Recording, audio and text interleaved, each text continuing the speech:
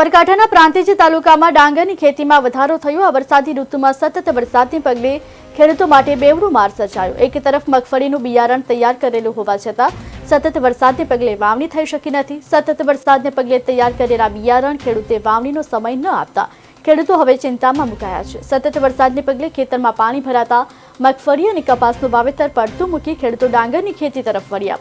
પ્રાંતિજ વિસ્તારમાં 7000 હેક્ટર જેટલું વાવેતર માત્ર ડાંગરનું થયું। ખેડૂતો ડાંગરની પસંદગી અન્ય પાકો કરતાં એટલે પસંદ કરે છે કે જેમાં ખર્ચ ઓછો અને ઉત્પાદન વધારે।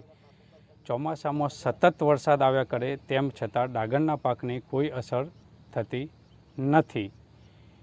આ વર્ષે સમય કરતાં વરસાદ વહેલો ચાલુ થયેલ છે, જે ડાંગરની ખેતીને વધુ અસરકારક છે।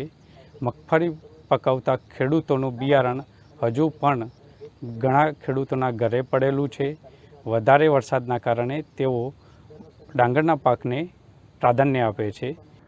હું ખેડૂત ઘણા વર્ષોથી ખેતી સાથે જોડાયેલો છું। ડાંગરનો પાક ઘણા વર્ષોથી અમે કરીએ છીએ। પહેલાં ગુજરાત 17 અને હવે ગુજરીનું ડાંગરનું વાવેતર થાય છે।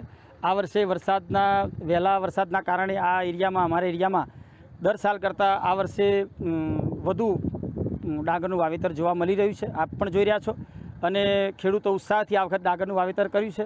નફા નુકસાનની ધોરણે જોવા જઈએ તો બીજા બધા પાક કરતાં મગફળી કે બીજા પાક કરતાં ડાંગરનો પાકમાં ખેડૂતોને પણ મળવાપાત્ર રહેશે। આ વર્ષે ડાંગર બહુ વહેલી આવી ગઈ વરસાદના કારણે। દર વખત મગફળી કરતા બધા પણ વરસાદના કારણે મગફળી કરવાનો કોઈને મેળ આવ્યો નથી। વરસાદના કારણે બધાએ ડાંગર કરી સાજીફર।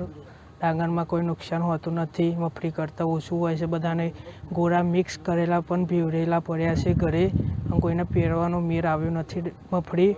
એના કારણે ડાંગર બધાને ચોપી દીધી છે અને બધાને ડાંગર બહુ ગમે છે અને વરસાદના કારણે બગડતું પણ નથી।